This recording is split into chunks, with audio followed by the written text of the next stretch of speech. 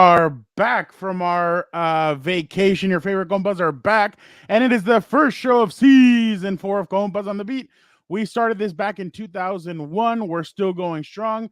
February was a huge month for the network, and we're already off to a fast start in March. Gilberto is back from the combine in Indianapolis. He'll share his takeaways from the week. We'll have a grand guest with Nick Shook of NFL.com joining the Lunes live show to break down his 2024 All-Combine team. Then we'll follow with my thoughts from the Ryan Garcia versus Devin Haney press conference in Los Angeles. I was there covering it for Compas on the Beat, and it was entertaining, to say the least. All right, Gilberto, don't you have a engagement question for our viewers and or listeners? Yes, I forgot. We usually do an engagement question of the week. We might have multiple this week because a lot of live shows here on Compas on the Beat. But Fernando, like you mentioned, I came back from Indianapolis covering the combine, and there's a lot of dumb questions out there, can I say, or stupid questions, whatever you want to say. But There's no such thing as a stupid question. No, yes, there is, and we'll get to it. But one caught my interest. Okay, sometimes there are good dumb questions, so I want to ask the viewers here on Compas on the Beat, because Malik Nabers, a LSU wide receiver, was asked this question: if you had the opportunity to be an animal for 24 hours, which animal would you be? So, Fernando, think about it and let me know in the comments right now. Which animal would you be? Because Malik Nabers had a good answer, and we'll talk about it in the intro.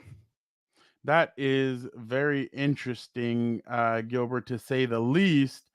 But why don't you give us a little? You got something on your mind right now?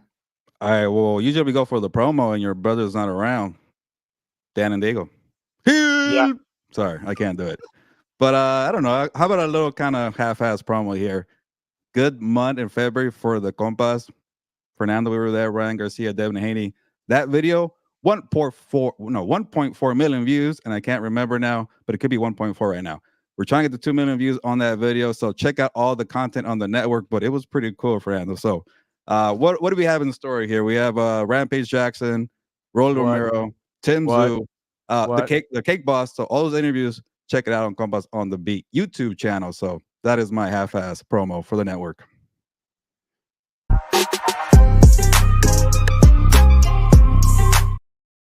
Welcome, everybody, to Compas on the Beat. I'm Fernando Ramirez. I cover the Charge for the Sporting Tribune. With me, as always, my co-host, my tag team partner, Gilbert Manzano. He covers the NFL for Sports Illustrated. What's up, bro? What's up, Fernando? Yeah, we're trying new things here on Compas on the Beat, and I'm doing well. We got the combine, the rear view mirror, the Super Bowl, and let me lay out my February because it was a tough one. Covering the Super Bowl for 1 week in Las Vegas, yeah, pretty tough but fun. I got sick this following week, so not fun at all. Went on vacation the week after that, pretty cool, and then Indianapolis, so pretty fun for me. How about for you? February. Well, February, does that still count? Yeah, it still counts. The Ryan Garcia, Devin Haney matchup. That was a circus. Ryan Garcia's mom kind of getting into it, and so was Ryan Garcia's dad. I don't know what's going on with all that. And then obviously just hung out, watch a couple of. I've lost the battle. I've now joined you and Dan and Dago. I'm watching now true crime documentaries. I've been watching a lot of them on Netflix. And can you name one? What are you watching right now? The Murdaugh. I watched that one. The family down in South Carolina. Yeah, I've seen it. Yo, that was crazy. But that's one of those where the appearances are like, you think, wow, they have so much money, they have everything, but then at the same time, they really don't. They have a lot of problems, and it's just a house of cards, I guess. But definitely interesting. But show. I know, yeah, no, guys. Also, we want to talk to you guys about Lunes Live. Obviously, it used to be Overreaction Lunes with the Compas.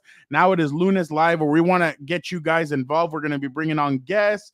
We want you guys to ask questions. We will be having Nick Shook on. Jorge, what's up, bro? But we're going to be having guests on. We want you guys to interact with them as well. You guys can ask questions. You guys can so obviously we'll interview Nick, and then towards the end we'll allow you guys, if you guys have any cool questions, you guys can jump in and ask him anything you guys want. We want to make this more interactive. Honestly, we have a lot of guests planned out that obviously we hope you guys enjoy. We have some good ones. We're starting it off with Nick Shook. But Gilbert, I'm definitely excited about Lunes live Yeah. with the Compas. Yeah, we did it during the 2023 NFL season, just jumping on a Monday live. We weren't really like organized. We just came on and started talking about football, what happened on Sunday, and then, we have Kay and Jorge here in the comments, and people like enjoyed, just talking to us on the live chat. So we're gonna keep it going in the off season, but kind of have more of a show setting, having guests on, having segments. So we're not trying to ignore you guys. I know Jorge thinks I'm a big timer here, but I'm not trying to ignore anybody. We're gonna get to the comments in the beginning, and then obviously talk some football, talk about the combine. Have my former coworker Nick Shook. He's at the combine every year. He breaks down the all combine team. So he just came out on NFL.com. Check it out. He'll be on here maybe in 10 minutes. But yeah, we're trying something new here. So if we mess up or stumble, kind of be patient with us. But everybody's been so supportive here on Compas on the beat. But Fernando, I got to ask you the question because I thought it was so interesting. Which animal would you be for 24 hours? Probably a dolphin. Really? Why? Yeah, they have the longest memory. I mean, you got your memory. There you go. You get to just be free in the ocean, swim around. Like, why not? Just You really hanging thought out. I about don't it? know. How Huh? goes that? Thought out, or you just kind of No, guessed I just thought about it right now. I'm like, why not be a dolphin? You be free, hanging out, chilling. I mean, I don't know. I mean, that's the one thing I think would be actually pretty cool to just be in the ocean hanging out. I didn't think about that, but I decided to be a panda bear because you could be lazy and you could eat whatever you want. But also, if you Yeah. mess with me, I'm gonna tear you apart. Tear you apart. So, Yeah, I've been lazy and eat whatever I want, and I'm not down to and do I, that anymore. So I was gonna I say, when you're a I panda bear, can do there's no judgment either. Like everybody no, no, expects no, you to hell be no, big. no. There's just no. I've seen some old videos, and I'm like, holy crap, who is that guy? But real quick, Gilbert, we did want to show real quick what Malik Nabers Yeah. had to say. So let me put that up here, guys. Check this out. This is actually pretty good by Malik Nabers. 24 hours. What animal would you be? I'll probably say a black panther. Why panther? In this territory, which is probably the rainforest. They're one of those guys that in the dark, they hunt in the dark, and I like to hunt. When people not looking or people just in the back. So I would say, yeah, really, black panther. I wonder how excited that makes Charger fans, especially because obviously there's been rumors and a lot of mock drafts where the Chargers are supposedly gonna that they're very high on him, but a lot of draft stuff coming up. Gilbert, just what did you make of the week or the couple of days that you were there? Yeah. Well, first of all, I want to say Malik Nabers had a great answer. I keep going back and forth for the Chargers. Brock Bowers, and now Malik Nabers coming out with the Black Panther response. Maybe Well, it could be Nabers, but not just that. Like now, there's a rumor that the Cardinals could be trading out of the fourth pick, and so the draft could start with the Chargers, and they could have Marvin Harrison Jr. Along with Justin Herbert, along with Jim Harbaugh. So I think there's a lot of excitement there. Jorge, real quick, by the way, tomorrow. Well, we'll get into that, but you're not going to want to miss Dan and Dago tomorrow. He has something interesting planned. yeah, we're gonna do it live tomorrow too with the four Compas. Yeah. So Dan and Dago, Victor producer will be on, and we're gonna talk about Love Is Blind too. So wait for that one tomorrow. Well, hey, real quick before Gilbert gets into what the combine was, that's what we have planned as well. We're going to be doing lives with all four of us, the big podcast, the big show, just because we want to get you guys to interact as well. But at the same time, that one's going to be a little bit more of sometimes we'll record it, sometimes we'll go live. It's just depending on our schedule. You guys know free agency starts next week, so Gilbert and I are going to be all over the place, but we're going to be trying and doing lives a little bit more. You know who really liked going live was Dan and Dago. He's like, I like going live. This is fun. Like, yeah, I bet you liked it. So I think we were all a little nervous when Dan jumped on the live, but he handled himself like a professional. And you know what? I missed him today because he does the promos better than I do. So we need Dan and Dago on the podcast. And don't tell him I said that because I'm never nice to that guy. Yeah, I know, but so he liked it. Vic obviously has done it with you on multiple times on House of Horns. So yeah, we're gonna try and do it a little bit more and jump on here, but live and everything, and get you guys more involved. But like we said, Lunes live is gonna be with sometimes gonna just be Gilbert and I, sometimes gonna be guests, but we want you guys involved, and again, we appreciate everything and you guys are definitely the best. So Gilbert, what was Combine Week like for you? Yeah, so I guess it's strange because the combine obviously there's a lot of star power, but a lot of players didn't, or I guess, or prospects didn't participate in the combine. So it's kind of like who's going to be out there. Obviously, no Caleb Williams, no Drake Bay, no Jaden Daniels, no Malik Nabers, but there was still a lot of star power. JJ McCarthy, Michael Penix Jr., Rome Odunze, no Brock Bowers, and I know we have a lot of people here who are Chargers fans, and I really like Brock Bowers and his skill set, and people were kind of rude to him with his the way he interviews because maybe he was a little nervous and he's not really for the bright lights. But if you watch the film on Brock Bowers, that guy's a stud, and I can see the comparison to George Kittle. So, but I'm really intrigued about the top 10 picks, Randall, because they could all be offensive players. Like there's 3 good wide receivers, Harrison Jr. obviously being one of them. You got the 3 quarterbacks. You got Joe Alt, the offensive tackle. Obviously Bowers, that could be 8 right there. So. Who knows? And there was that player from Texas that ran that record at 40-yard dash. Yeah, so we'll ask Nick Shook about that, and to get a 4.21, that's pretty impressive. So if you need a wide receiver or maybe even a quarterback, wide receiver though, guys like down Jeremiah saying like all 3 guys could be number 1 wide receivers for their respective team. That's very intriguing, and I really want to see what the Chargers do because obviously. People are saying Bowers could be Joe Alt, but you got a Dunze or Malik Nabers there, or even Marvin Harrison Jr. There you go. Could be really intriguing for number 5.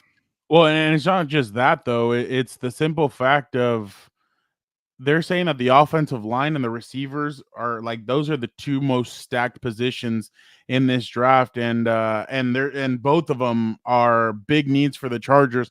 I just don't know if I buy that the Chargers are kind of done with Trey Pipkins yet. I guess that's just kind of my thing. Like I don't know if they're ready to throw in the towel there. I know he's made it through every single coaching staff of Lynn, Staley, and now obviously Harbaugh. But like Harbaugh mentioned him that he saw him at the airport and stuff, and maybe that's just him saying, that's a good guy or whatever. But I don't know. I don't know if I'm ready to believe. And then we all know I know Joe Alt said that he has been training for Wright as well.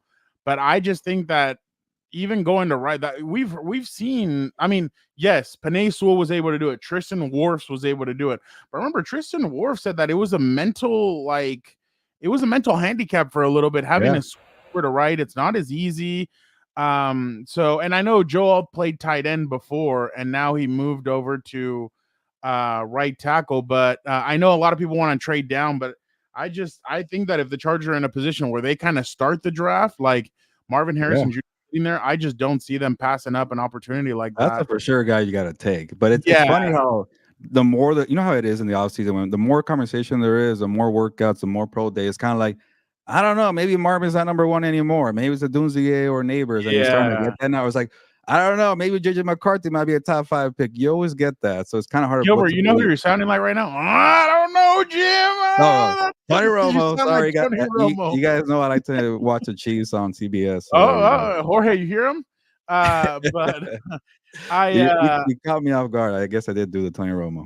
Yeah, I just real quick, I saw that Dennis asked you this, Gilbert. It's to you. I don't think it's to me. Why would the 49ers hire Staley? You know what? I'm going to be honest. Staley was able to do, and I know everybody's going to say, well, the names. It doesn't matter. That Rams defense was really good when Staley was there. So here he's going to be able to manage and have a lot more talent than I think he did with the Chargers. And again, it's weird for him. He's not even a D coordinator. He's like the assistant head coach. So maybe there's more on his plate. And hey, he took over for Anthony's spot, right? Anthony was the assistant head coach. That was the first thing I thought about when they hired him and made him the assistant head coach. So I don't see Jim Harbaugh going to be the assistant head coach of Kyle Shanahan. So that trend will stop right there. But exactly. I'll give you more of my thoughts later on. But just a kind of a quick thing. I think because shout out to my colleague Connor Orr. He wrote a story about Kyle Shanahan and people who work with him. And it's all about kind of like the meeting of the minds, right? Like you better make sure you're pushing people, you're challenging people, you're trying new things. And, with Staley, he is a very smart coach. Maybe he overthought things too much.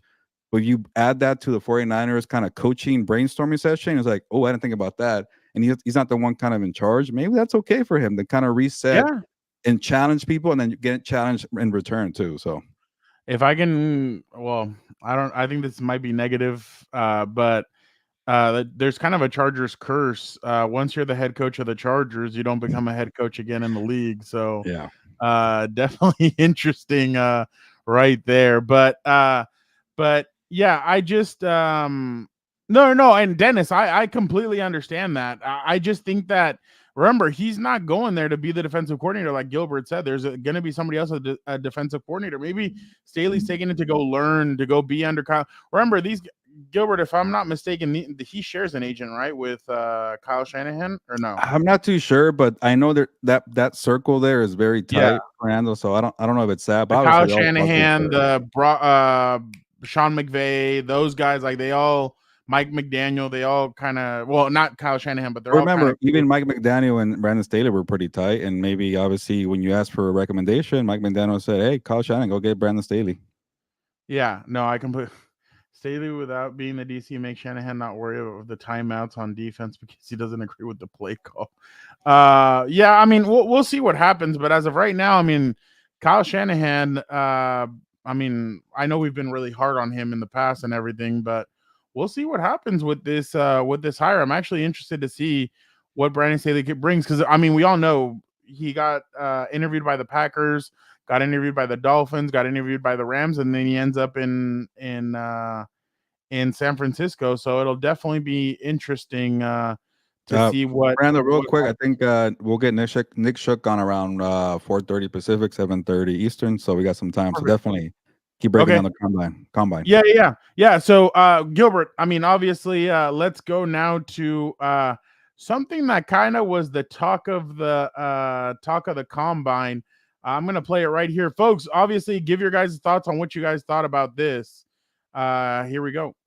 Good morning, everybody. Are you afraid to compete? How do you respond to people saying that you're worried to be compared side by side with your peers in medicals, measurements, and workouts? Look at his face. Are you afraid to be measured against those guys one-on-one? Is that why you're not doing things? No, not doing things. It was a decision by me and my team, my family, and it comes down to that. Wow. Can I just before you get started or whatever, I think I'm getting kind of fed up a little bit with the whole me and my team. Like, I get it, you have a team behind you, but at the same time, come on, dude. Like, I don't know. I get it though. I didn't like starting off with Dennis, you're foul, bro. Like, you're I can't even put that on here. You're bad. But Gilbert, I just I don't like that response, but I mean, I didn't like that he isn't going to release his medicals either, but it is what it is. These guys have more power now than ever before, but just did it kind of feel like, did you guys all kind of go like this right after that question? Because that's a hell of a question to get started with. Yeah, I'll give you my thoughts on the question, then I'll give you my other thoughts about what you're feeling. I think I'm feeling the opposite. But on the question, like, you know, I know a lot of people were like, I thought it was a good question. Yeah, it's a fair question to say, why aren't you competing? But like, this is why, you know, people go to journalism school and why interviewing is a skill. It's like, you got to time it better. Well, that guy was saying, good morning, everybody. Like, he was like the doctor on The Simpsons. Hello, everybody. It's like, why are you afraid to compete? You know, yeah, it's like, can we just wait a little bit? Or the NFL needs to put me in charge of credentialing. That's it. That's there's definitely a problem there, Fernando. And you covered your first boxing press conference, so the combine felt like a circus a little bit like that. And we'll get to that a little later. But you know, even if that was the first question, Fernando, I'm okay with it. But be like, hey, Caleb, good morning, because he is the first person. Don't give me a good morning every 20 reporters, right? Just give me one. Good morning back. You know, you might be the number one pick, but why don't you feel the need to compete? Easy, that's it. Hey, don't you want to compete with your peers? And are you afraid to compete? Like, he's not afraid to compete. The guy won a Heisman Trophy and he went to USC. But it is fair to say, why aren't you doing the whole process? You know, what's wrong with that? But he just had poor timing and a poor delivery. Fernando, I'm sure you would ask a better question. No, we agree. We're okay with the question. Yeah, we're okay with the question. The problem is when it starts. Like when you start a press conference, it's usually kind of like you dip your big toe in the water to see what the temperature is, and then you kind of go for it. This guy just launched himself into the pool and didn't even know if it was personal. You don't want to make it personal when you're a reporter. That's it. But okay. And I'm sorry. How do we know he was a reporter? Yeah, supposedly he was a fantasy football writer, reporter. So I don't know. But that's the thing. Like, there's journalists, and then there's I don't know.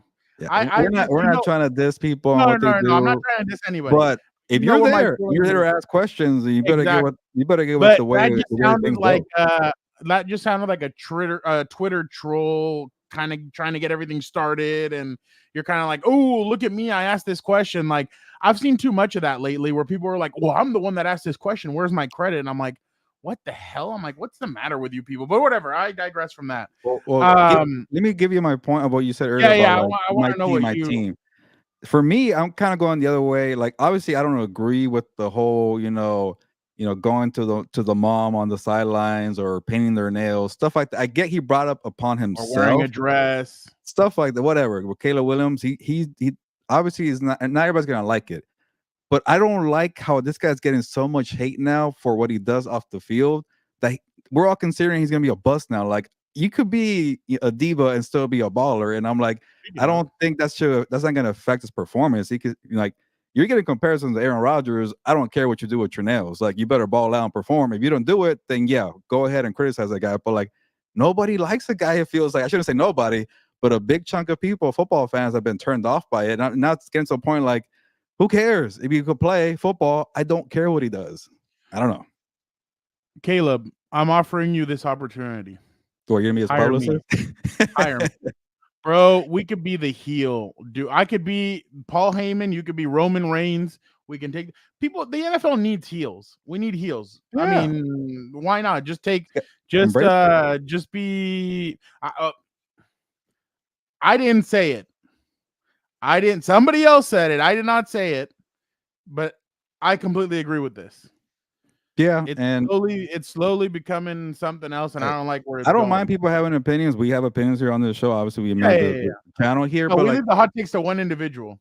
Yeah, and then obviously, so that's why there's journalism and then not. And it's okay. Just kind of don't try to define yourself being like, oh, I'm a journalist and I'm this and that. But you got to be a little bit of both too. So I got no problem with that. And I feel kind of like weird criticizing people. Like we've kind of done a little bit of both, right? We've been, high levels of our careers, and also we're starting the podcast or the network. And obviously, people are like, what's Compas? What's a Compa? So we kind of have to kind of work our way up a little bit. So we kind of know from both phases, but and the more people have access, the better. But sometimes it's a little too wild out there on the questions. Well, I mean, I want to know what was asked inside of the meeting rooms. Like, his pro day's in a couple of weeks. I think I'll be there. I hope you're going to be there. When is it actually? The list hasn't come out yet, but I definitely want to be. I want to be there for that one and the UCLA one. Yeah, why not? It's nearby. But yeah, I definitely want to see because nobody asked him about the nails. I want to see if a team asked him. No. I'm being honest. Yeah. Dennis, you're off the hook right now. You're on some other planet right now. Real quick, speaking of questions that people don't want to ask, I forgot the Iowa cornerback, but he's white. He's a white cornerback. He was getting questions about that. How do you feel about being the first white cornerback in the first round of the draft, possibly? And he's like, hey, I don't really care. But questions like that, those are kind of hard to ask. Like, how do you feel about being the first white cornerback? But what's so funny is that a lot of people, how they came out that all black versus all white team. Like somebody's like, now you mean Adam. Yeah, they were having Christian McCaffrey go both ways and stuff. And so I definitely, oh my god. So yeah, I'm just laughing at that. But I went to that presser just so I could hear somebody ask him about it, and he was cool about it. It's not awkward. I mean, what could he really like? Say? I mean, imagine I'm here to hold it down for the team white on the on the football field. Like, hell yeah. I just I don't know. It'll be there you go. Cooper DeJean. Thank you, Dennis. Yeah, that's his name. Iowa. I'm definitely interested to see what other I'm interested to see what Caleb Williams was asked. I mean, I want to know what he was asked about. I want to know what was said in his meeting. He won't say anything. Well, he probably has to ask his team first, but I'm definitely interested. I wonder how many teams he met with, because like he's probably like, just give me 2 teams and call it a day. Yeah, Yeah, I definitely agree with And that. Fernando, we're gonna be judging people off of like an interview. I don't think it matters that much, but I was really impressed with Drake May. Like the way he just kind of talks and his confidence, and he doesn't care about how he is on the podium. Like he reminds me of Peyton Manning. Like Drake May is You- doing all these like, expressions like this. What is that? And then he follows up with a great answer. I'm like, he just doesn't care. He's probably gonna scratch his armpit in the middle of the presser. He doesn't care. And then he follows up with a great response. Like, I don't know. He just seems like some guy who's just so confident with himself. When Dan was posting that video on Compas that you sent or whatever, I thought it was like, I was like, did Gilbert talk to Justin Herbert? It sounded like it was Yeah. Justin He Herbert. sounds like Justin Herbert, but like in a more, I guess, outgoing personality kind of way. Yeah. I was just And surprised. Southern too. It was a little bit quiet from him, wasn't it? Like there was more. Everybody was more talking about Caleb Yeah. Williams. It was more like Drake JJ May said McCarthy. all the right things. Go I ahead. thought Sorry. JJ McCarthy was the one that had the most. Yeah. Like, I think because there's noise around more him. like intrigue about him. Like, are you a top 10 pick? Are Yeah. you not? But Drake May is actually kind of in a good spot. It's like he doesn't have the pressure that Caleb Williams has. It's kind of like, whatever, pick me second or third. I don't give a crap. And here's who I am. And Fernando, because some of these comment questions were a little out there, I almost became the guy who asked Drake May from Charlotte, North Carolina, have you watched Love is Blind? Because it's based in Charlotte, North Carolina. But I didn't go that far. Speaking Thank of God journalism, you did not. He'd probably be like, "Love is what?" I think he watches. He's from Charlotte. Yeah. Did you go to St. Elmo's?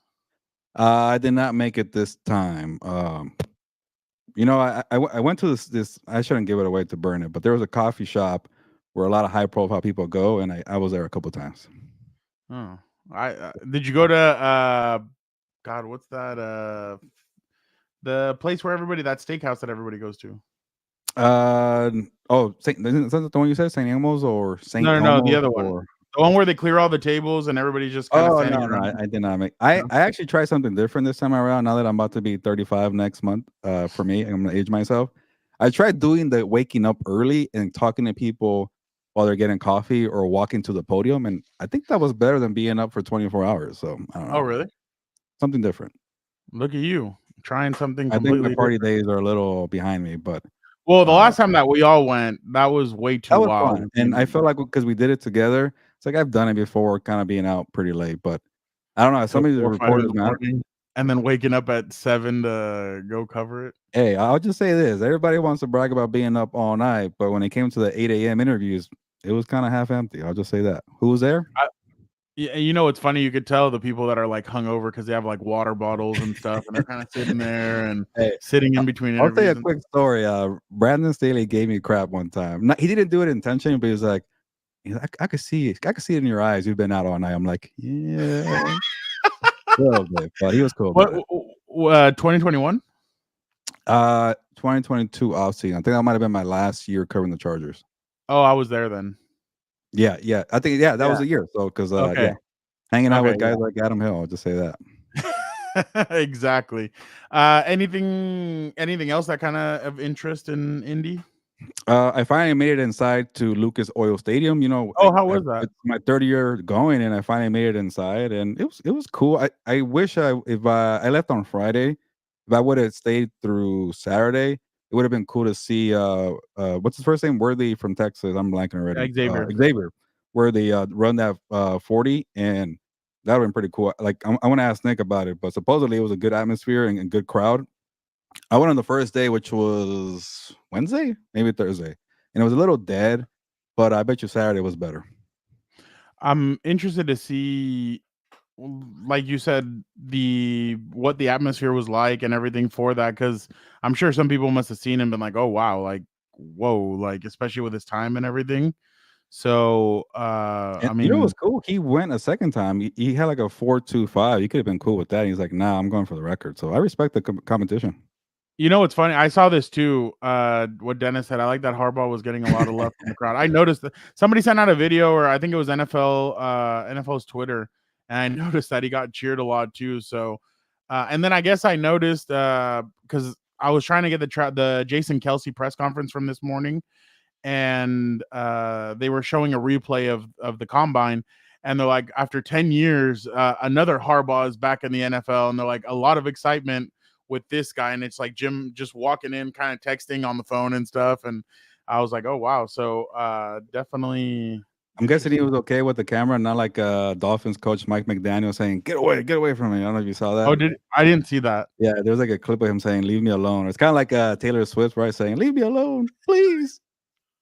Mike McDaniel. That's a good that's definitely interesting.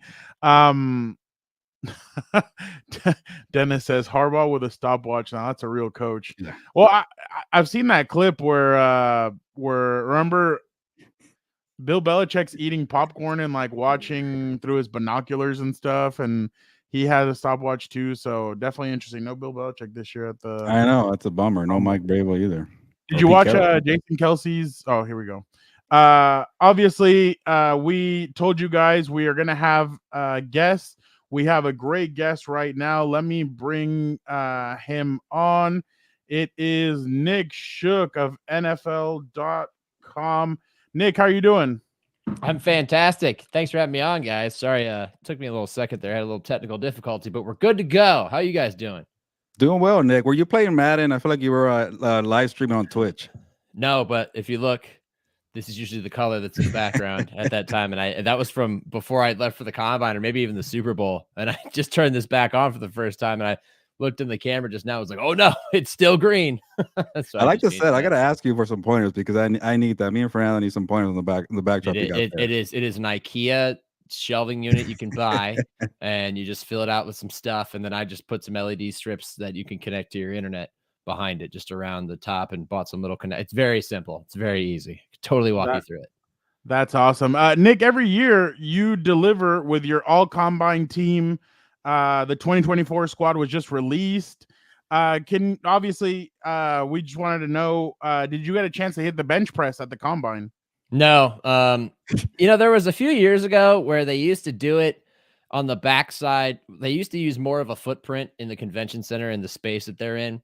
And they would set up stands around the bench, and like Radio Row where it is now, there was like a big center section in between where the bench was. And I think they stopped doing it in there because fans would come in there and the cheers would get insanely loud while on the other side of a curtain, interviews are going on with the media. And I remember there was a few times where I'm sitting there and I'm just hearing, oh, come on, let's go, one more. While this player, a soft-spoken player, is speaking, and I'm like, well, this audio is useless. So the bench is no longer accessible for me, or at least I didn't seek it out this year. Imagine telling, saying, hey, did you meet with the Giants or the Jets and so on and so on? It's like, yeah, give me another one. So yeah, I can see why they got rid of that one. No, it would be really bad in the most important follow-up question of all time. Formal or informal? I always forgot about that when during my beat reporter day, so I'm glad I don't care about that anymore. Yeah. But I don't even know the difference between a visit, 30 days, whatever it is. I don't know. I lost track. I shouldn't give out myself that way. But you have your 30 visits, there you go, which are like the priority visits, and then you have the formal informals, which are just the meetings with the people at the combine. That's all it is. And then being asked, are birds real? So it's have you ever seen a baby pigeon? Yeah, so I'm sure you heard that the entire week out there, Nick. But let's get to some real journalism. Nick, are you scared of competition? What was that? I'm asking Nick if he's scared of competition. I was at that presser. Oh man, a highlight in the worst way. And then the guy who asked the question's been taking victory laps on social media since then. Man. Like, I think he followed up somebody was just like, why? And he's like, got to stand out in a presser. It's like, that's not the point of the presser. If you were supposed to stand out, you'd be on the podium, sir. But that's what you get. Put that guy to do the bench press and the 40 and all that. Are you afraid to compete after that? Yeah, let's see what he can do. Right. Well, Nick, that's a good segue for now. That's why you're a pro. I want to think about the quarterbacks to start here. But yeah, no Drake May, no Jaden Daniels, no Caleb Williams, but we saw Michael Penix Jr. out there. He made your team. He was your quarterback for the all-combine team 2024. JJ McCarthy also competed. So I guess my question is, why Penix over JJ? I actually have to go back and look at. I sent this yesterday, and yet it's already left my mind. Why Penix over JJ? JJ was uneven. I think anybody who sat there and watched that workout from front to back would agree. And people could call me a homer or I'm biased because I'm an Ohio State fan. It has nothing to do with that. JJ was a fantastic quarterback at Michigan for a number of different reasons, but I've always been concerned about whether his skills will translate to the next level because His passing wasn't as necessary as Penix at Washington. They were able to run the football really well, and everybody points to the Penn State game, and they ran the ball like 33 times in a row to finish the game. But what I was more worried about was, can his accuracy shine with nobody coming after him, with because he's a great playmaker. He's a great guy that plays well out of structure. He's mobile, he's athletic, and I was really disappointed to not see him run, because the whole narrative, and I don't know who's feeding this to the insiders, but the narrative for the last few weeks has been, oh, just wait till you see McCarthy run. Wait till you see his broad jump. He's going to be fantastic. He's going to blow your minds. You're not going to realize how athletic this kid is. I'm like, I watched this kid in college. I know he's athletic. He can move. Like, he can run. And I watched him do it to Ohio State for 2 years, like the last 2 years. So I was disappointed to not see him do that stuff. Right. But he was going to throw. So I was like, all right, let's see if the throwing translates, because that's going to be the biggest question. And some throws, it was like, wow, that was really nice. That was accurate. His feet are very solid. He's very comfortable. He's in rhythm. I like his drops and everything. But he just missed some throws, just some throws that you don't need to, or don't want to miss, like a corner route, like an out route. I understand you don't have a rapport with some of these receivers, and Penix, you would think Penix has an advantage because Rome Odunze was out there, but they didn't get one rep together until the end zone fade, which they pulled off perfectly. So when I compared him to Penix, it was really no comparison. Penix was the best out there. He wasn't perfect. He was not CJ Stroud last year. I don't think we're going to see a combine like we saw last year between Stroud and Richardson, who Richardson missed some underneath throws, but God, that deep ball was gorgeous. Gave me chills. Gives me chills just thinking about it now. We're not going to see that type of performance, on an annual basis.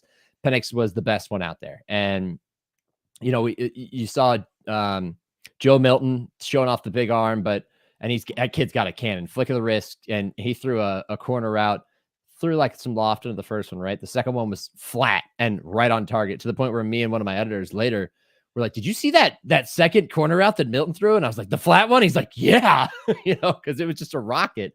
But he wasn't, super consistent either. The only really consistent guy out there with legit live arm talent was Michael Penix. So it was a pretty easy decision. They were probably one of the easier ones that I made in a class that is almost the opposite of last year. Last year, the running backs were easy to decide. The safeties were easy to decide. This year, the safeties were tough to get through. The running backs, you look at the guys I picked there, and they're tough to get through. Quarterback last year was easy, and that was without Bryce Young throwing. And I think quarterback would have been even easier, or maybe harder, if Caleb Williams and Drake May had thrown, and Jaden Daniels. That probably would have actually made for a tough one and a better show. But overall, because Penix was he was just the best thrower of the guys remaining, and it was pretty obvious. I'm guessing Texas wide receiver Xavier Worthy made it pretty easy for you to put him on the all-combine team. No, actually, Nope. no. Even though he broke the record for with the 40-yard. Yeah, so this is a philosophical difference that I have with my editors. And Saturday night we were out on the town, and they start getting on. They do this every year. They get on me for something, because I send it in pieces. I send the whole defense first, then I set kind of put it in a doc, and these are the guys I have. I write it up as I go, day by day. And they're like, how is Worthy not in there? The guy broke the record. And it's the all combine team. And a big part, some would say the most important part of the combine, is the testing. But I put as much value in the drills. And the reason is, historically speaking, I think this is my fifth all combine team, fourth or fifth, maybe even sixth. In the past, I sit in the stadium and watch these drills, every rep of every drill, and I'm taking notes the entire time for 4 days. The notes are very haphazard. They're sloppy. It's like just my thoughts. Sometimes it's just like solid, name solid. But then every once in a while I just write my thought, which is like Braden Fisk will blow guys up like the Balkan powder keg or whatever, like World War, what was that one? Archduke Franz Ferdinand, right? It was so it kind of just goes from one way to the other. But as I sat there and take those notes, oftentimes guys pop visually. And that's why I make it a point to be in the stadium every year. It's something that you just don't see on TV. The way guys move. Tristan Wirfs just moved different than everybody else in the field. Cam Jurgens, who Jason Kelsey, who had retired today, advised the Eagles to draft as his replacement a few years ago. He moved differently than everybody else out there. And they just showed. Tanner Bartolini from Wisconsin was that guy this year on the offensive line. And I didn't even pick him. He was my honorable mention because Jackson Powers Johnson tossed a line coach in the middle of a drill. Like, that guy's got incredible power. But they just flash. They show. And I value the drills a lot. And Worthy didn't do the drills. And so I was like, all right, well, he broke the record. That's great. And he tested, insanely well, which is what we expected him to. He's a track guy, but he didn't do the drills. And I sat on that, and that was my justification that, look, man, you did half of the workout, so I have a hard time putting you on the list. And then I got to talking with my editors, and they were up on me about not putting Worthy on there. And they're like, you're going to get heat for it. And I was like, I'll take the heat. I stand by it. And then I ran into Rhett Lewis, one of my colleagues at the network. I ran into him on Sunday, and I talked to him about the receivers. And we talked about A.D. Mitchell, Adunze, Ladd McConkey, and Worthy. And I was like, I don't know if I'm going to put Worthy on the team. I know he broke the record, but like, he didn't show that he can be a solid receiver. Like, he didn't do any of the drill work. And he goes, well, he caught 75 balls last year. And I'm like, huh. So then I went back and reviewed some of his tape, and I was like, okay, it is the all combine team, but because I have an incomplete picture here, I feel good enough about this kid and the fact that he's set the record and lit the world on fire. A legit crowd pop. Like, I posted the video on Twitter, a legitimate crowd pop when the number flashed 422 on the screen. And then when 421, it was more of like a swell of applause for him. So at the end of the day, I was like, you know what, man, I'm putting him in there. Why not? Let's put him in there. As long as he doesn't give John Ross vibes, I'm sure you might have had. Well, that's the thing. That's what I fight back against. Is I'm you. sitting back there, and as soon as it goes 4-2-1 official, I turn around and look at everybody in the suite, and I go, "Congratulations, everyone! We can all move on from John Ross now because we don't have to talk about that anymore." Because John Ross, great college returner at Washington, speedster, couldn't run a route to save his life, couldn't stay healthy in Cincinnati, flamed out. And I hope that Xavier Worthy does not have the same NFL experience. Yeah. But you do have that in the back of your mind when you think about guys that are speedsters like that. So without him running the drills, I was like, I have a hard time completing this picture. But you know what? Again, this class is loaded, and we didn't get to see a few of the other guys work out too. So I felt okay with it. But man, I can't wait to see where some of these receivers go. Because I mean, Marvin Harrison Jr. didn't even talk to the media. All he did was get body scanned and do the evals and talk with teams, and he was out. And he would have been on the list if he'd had worked out. I guarantee it, because that kid's just a natural talent who can stand on his tape. So that's the downside. He should have just gone up to the mic. He should have just gone up to the mic and been like, "You've seen my tape. Enough said," and just walked off. I'm just here so I don't get fined. Exactly. I'm thankful. I'm thankful. Exactly. Nick, I saw you put Washington's Romeo and Dunze in your squad. I cover the Chargers. Do you feel like he's worthy of the number 5 pick? Is it Malik Nabers or maybe even Brock Bowers? I've even seen some where the Cardinals end up trading out so that somebody can come up and draft a quarterback, and then it could be Marvin Harrison Jr. Just where do you kind of see the Chargers there at the number 5 pick? Yeah, I'm a little torn there because I was a big Gerald Everett guy in the past, and I like the tight end situation with the Chargers has been very fluid in the last few years because like Hunter Henry couldn't stay healthy, and then he bounced, and Gerald Everett's headed to free agency, and they have Stone Smart and Donald Parham, and I think they like them both, but neither of them are very special. So like if you add a special talent, that's Brock Bowers, right? But you spend the 5th overall. I mean, he's an incredible player, and it's not a super surprise if he were to go 5th. Like some people think he's the best player in the entire draft, and if you get him at 5, you get him at 5. But we've also watched Atlanta waste Kyle Pitts for 2-3 years. And not saying that Jim Harbaugh is going to do that, and especially with Justin Herbert, but I am just a little hesitant to take tight ends that high. I like the idea of a trade to accrue more capital. It's not necessarily that you need you're not working with an entirely barren cupboard, but there are some areas that you could address. It's a weird spot at receiver for the Chargers because they spent a pick on Quentin Johnston last year who couldn't make a play to save his life. And you have Keenan Allen, and you've relied on Mike Williams, and it's almost like you're drafting not a position of privilege or surplus because they needed guys to step up and make plays like Johnston last year, and they didn't. But I feel like that could maybe potentially be used elsewhere. I've seen them mocked to do a number of different things. I want to say, I think DJ had them taking a tackle. I want to say he had them taking Joe Alt. Yeah, Joe Alt from Notre Dame, which would be wild to have Slater and Alt, like your bookend tackles. Because look, let's face it, Justin Herbert hasn't been protected very well in the last couple of years. Yeah. And injuries are the main reason he got completely derailed last year. And that should be priority number 1 instead of going for the toy. But at the same time, you're in a position where you can kind of do whatever you want. So I think it comes down to their board and whether they rate guys, worth that pick, and how we'll see that kind of unfold. It's going to be interesting, but the good thing is they have a quarterback. So like, they don't have to worry about, like, if you look at the first 4 pick, like DJ's mock draft has Caleb 1, Drake May 2, Marvin Harrison 3 to the Patriots, Malik Nabers 4 to the Cardinals, and then they can do whatever they want. Like right there, you have 2 receivers off the board, right? But you could get Odunze, who's also a stud. You could go Joe Alt and take the best tackle in the draft. You could go a number of different directions. So I think they're really like in the catbird seat because they don't need a quarterback. Like they're not pressed for that. And they could also trade that out and get a ton of capital. So I really like what the Chargers could do here. It could go a number of different ways, but I do like their possibilities. Speaking of that, you mentioned that and we keep on hearing that the offensive line group is deep. They're saying that it's there's a lot of talent there at everything when it comes to guard, tackles, center, like you said, with the kid from Oregon. But just what do you make of the offensive line group that's coming out this year? I was incredibly impressed by what I saw. Now, I will say that the first group was better than the second group in terms of just like stacking them up one by one. There are like 5 guys at tackle right now who I would be thrilled to have. It would be Alt, Futanu from Washington, which Washington has produced some linemen that I've loved in the past that haven't necessarily done as well at the next level. Nick Harris being one of them. Fuaga from Oregon State, his tape is incredible. Like the way that kid gets to second level, he can move and he destroys guys at the second level. And I always love a good road grader like that can get to the next level, not just take out one guy, but take out 2 guys. That's always very valuable. I loved Christian Jones from Texas. I thought he moved well. Tyler Guyton, there was some up and downs in his workout, but overall I could see the vision with him.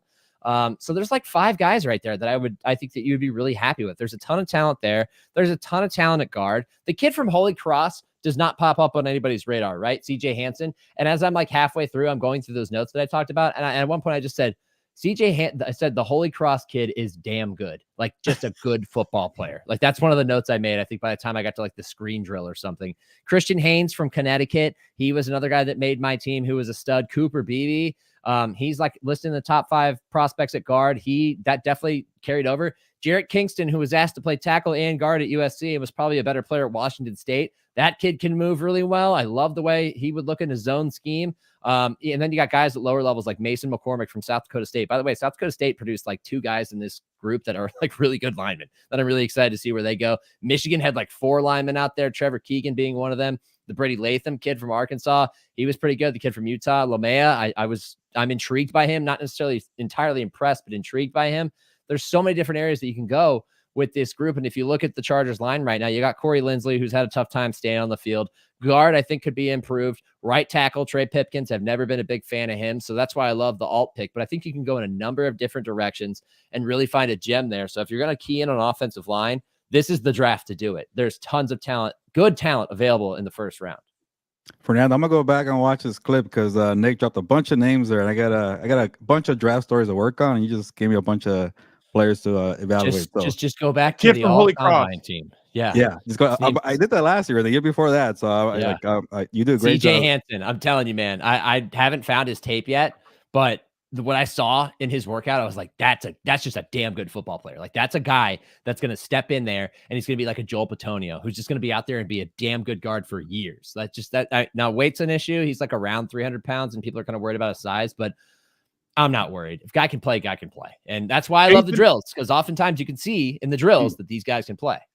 Jason Kelsey said it today, and during his retirement speech, he's like, I wasn't heavy, but they wanted athleticism. They wanted guys that could play, and they weren't focused on the weight. They were focused on what I could do. So you might have something right there, Nick, with him.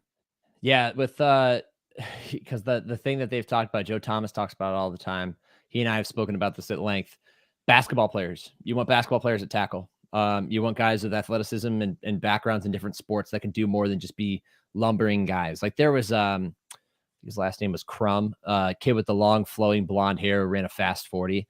Like I think he ran like a 4.94 or something, and he was all fired up about it, and the hair got attention and everything. And I'm like, wow, that's pretty good because he's a big boy. And then I watched his drills, and he's got heavy feet, not in a good way. Did not move very well. And I was like, nah, Frank, not gonna make my list. Yeah.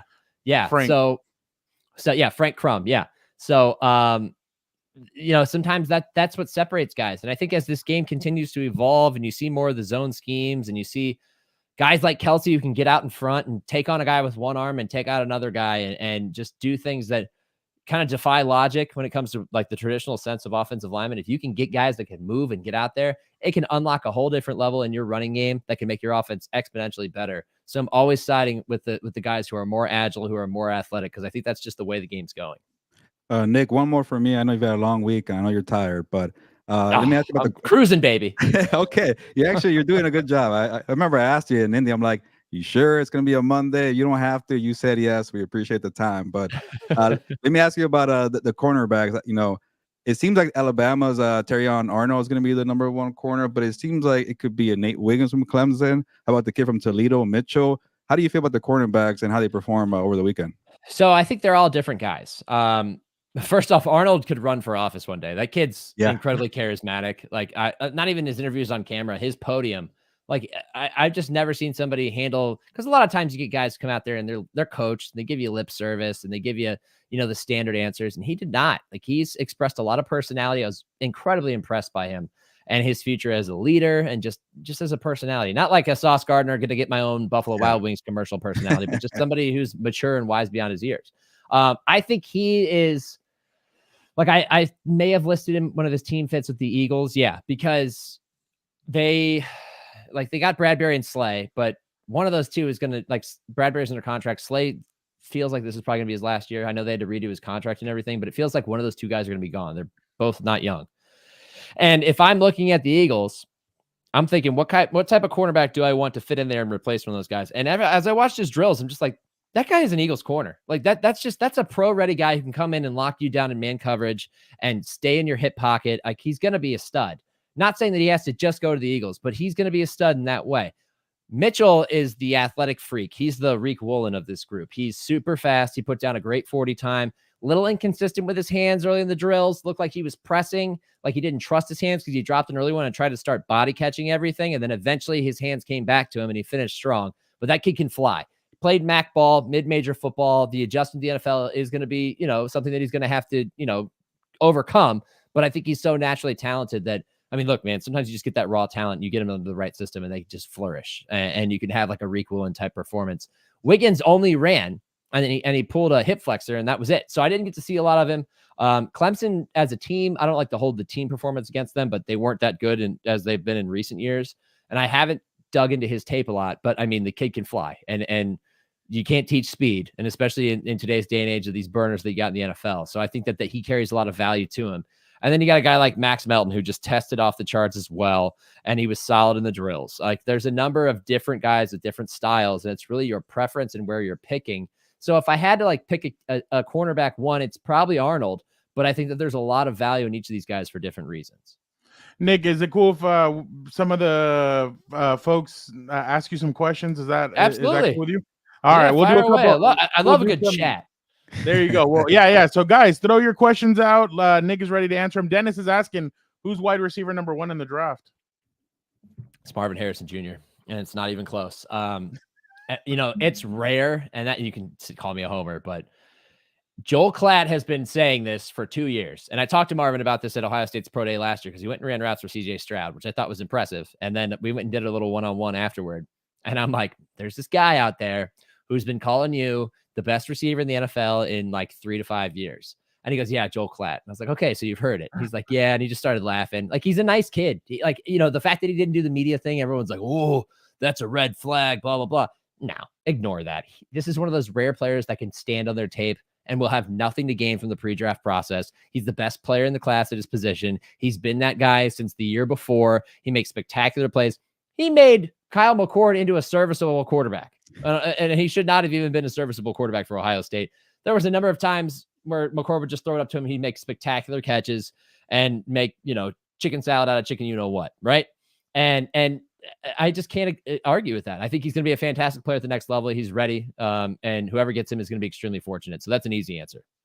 Is Joe Milton the Richardson in this draft? No, I wish he was. I wish he was. I think his college history, he started at Michigan, ends up at Tennessee. He finally gets the job at Tennessee this year after Hendon Hooker moved on to the NFL. and they just didn't live up to expectation. And I think that the greatest example of that, and what you probably get from Joe Milton, who ends up being more of a project quarterback, is the way they played against Alabama. They had a great first half. They take a lead on Alabama. They're down in Knoxville. And then Alabama turns up the heat in the second half defensively, and Milton crumbled. There was a few times in that game where it's 4th and 8 or whatever, and they have to make a play, and he just didn't make a play. Now that could speak to the fact that he didn't have time to throw or whatever it is. Kid's got an incredible arm. But I think Richardson was more prepared. And I also think that Richardson really benefited from playing under Shane Steichen. Like we overlooked the fact that Shane Steichen came into Indianapolis in his first year, lost the guy that he was torching defenses with a month into the season, and then was competitive all the way down to week 18 with Gardner Minshew at quarterback. Did a fantastic job of coaching. And I think quarterback, more than any other position, is so dependent on situation. CJ Stroud goes to Houston with D'Amico Ryan's rookie head coach overseeing a nasty defense that gets stronger as the year goes on. And Bobby Slowick, first-year OC, who schemes the offense around CJ's strengths, and they all flourish. They all blossom. Tank Dell comes in. Great pick. One of my favorite guys from last year's Combine. He was on the all-Combine team there. They form a rapport. Nico Collins is his favorite receiver. You got Robert Woods out there. And CJ lit the league on fire, and he was a runaway rookie of the year by week 10. That is rare. And that a lot of that has to do with situation. So I think Joe Milton could become a productive quarterback because he has the natural arm talent, but he's got to be in the right situation. He's got to have time to learn and get comfortable. So I don't think he'll have the quick turnaround like Richardson. Is Jalen Wright the next Devin Sean? He tested really well. He did not make my all-Combine team because this running back group, a lot of them did not separate themselves in the drills. There was, there wasn't a Bijan Robinson. There wasn't a Jahmyr Gibbs in this group. There just wasn't. But Achane was in that group last year, and I don't know if he made the team last year. He caught some people by surprise, and eventually, everybody caught on, and they were like, wow, this kid's a burner. Testing numbers matter a lot with running backs because that does carry over. So much that I went and looked at 40 times because I picked Bucky Irving from Oregon because I thought he did a really good job in the drills. Like he looks like a pro-ready guy, but I don't know if he has the physical tools to be special. But he's a guy that could be a change of pace back that can catch balls out of the backfield and everything else. And the Keelan Robinson kid from Texas, I think is going to be a great third down back, and that's why I picked those two guys. And he tested well, but testing matters so much at running back that I went back and looked at Nick Chubb's 40 time because I was trying to comp them to other players, and I think it was like 4.53 maybe, or maybe it was lower than that. And then I looked at Jerome Ford because I was trying to find a fit for Bucky Irving, and Jerome Ford ran a 4.49, and I'm like, well, Bucky ran slower than that, so they wouldn't replace Ford or maybe Chubb with Bucky, so that fits out. But when you get a guy who runs the 4.3s and gives you a crazy broad jump and everything else, then suddenly you're talking about a really explosive player, and maybe he could be that guy. I'm not so certain, but maybe he could. Quick, Nick, one thing that I'm kind of looking at this draft is, for the first time since being a head coach, Sean McVay has a first round draft pick. Just does that what intrigues you about that? What do you think? What route do you think he kind of takes? So I think that this was, and does he keep the pick? Yeah, that's the big question, right? Les Snead and John Schneider love to trade out of the first round. I think the Seahawks finally used their first round pick for the first time last year, right? The Rams overachieved last year. If you look at their roster right now and you look at their depth chart, especially on the defensive side of the ball, you got a lot of no-name guys over there. I mean, we could talk about Christian Roseboom at linebacker and Michael Hoyt, and these are guys who made plays, but guys that don't register on the radar for you in terms of name recognition. And they got the they maximize their talent and their production in the way that they were able to reach the playoffs. There are holes to fill, especially in the secondary. So I'm curious to see if they do try to go safety or corner and fill some of those holes, or if they try to address the offensive line, which was much better last year because they were healthier, but it's still not a great offensive line as it stands right now. They got a couple pending free agents there in Kevin Dotson and Coleman Shelton, and I'm curious to see if they address it there. So I think this will be a year that they use that pick because they need to, because they have some holes to fill. I don't know how they use that pick. I go back to DJ's mock draft, and he had them taking Jackson Powers Johnson, the center from Oregon, the mauler of a center, and who made my all-Combine team. And if you look at their depth chart, that addresses a need. I mean, they nailed it with Steve Avila last year. They got one of the guard situations figured out. They still haven't really found a legitimate replacement for Andrew Whitworth. Lark Jackson did the job last year and did a decent job. Rob Havenstein's still on the other side, but I think they can invest in the offensive line. And so I think that because they have so many holes, they're going to use that pick. Nick, I think you mentioned on your all-Combine team, UCLA's Latu maybe as a fit for the Rams, the edge rusher. Yeah. And you know why? Is because I don't know if I looked his comp up or not, but he gave me a lot of, he reminded me of two guys, Jalen Phillips from Miami, which I think DJ mocked him to Miami.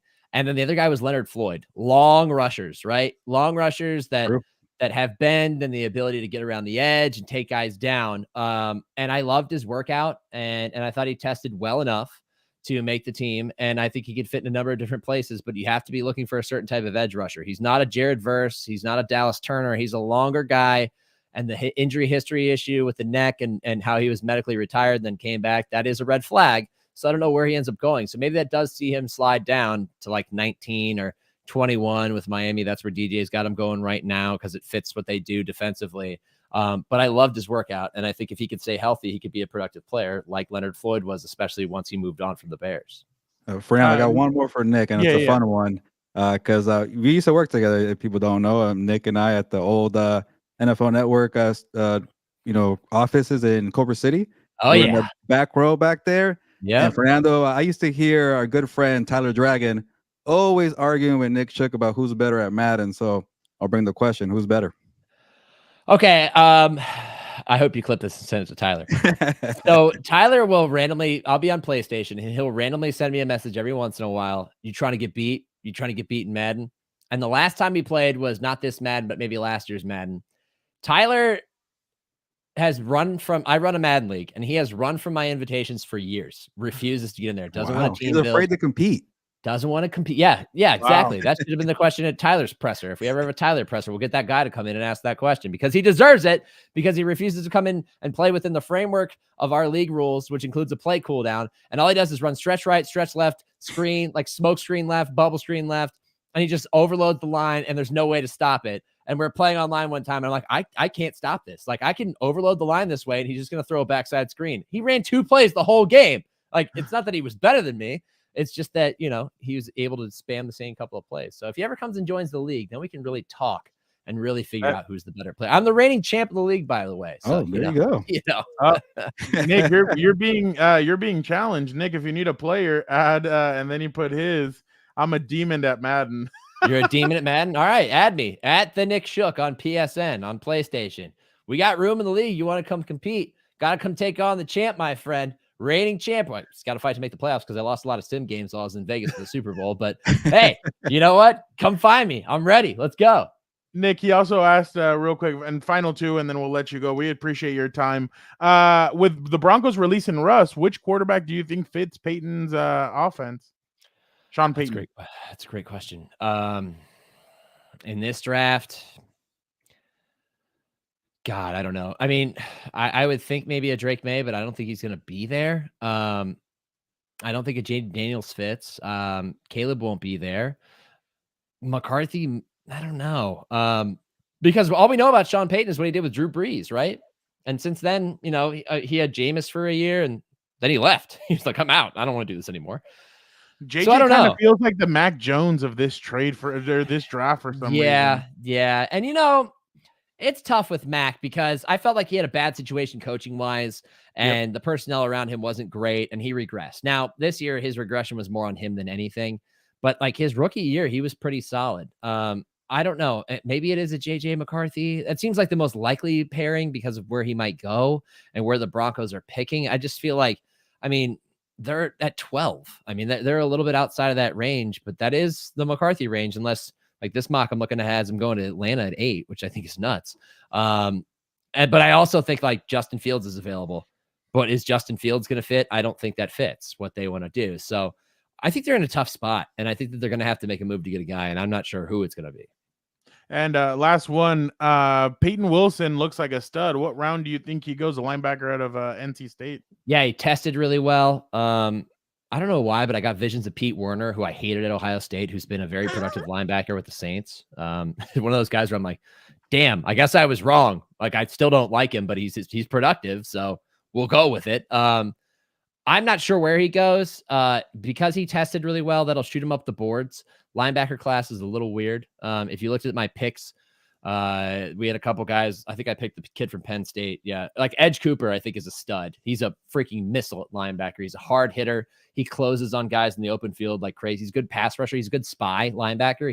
He is the ideal anti-Lamar Jackson linebacker. He is the Jeremiah Owusu-Koramoah of this draft, but bigger, hits harder, rocket of a linebacker. But I'm curious to see where he goes. And I think that when it comes to Peyton Wilson, you look at the speed and you're like, that's great.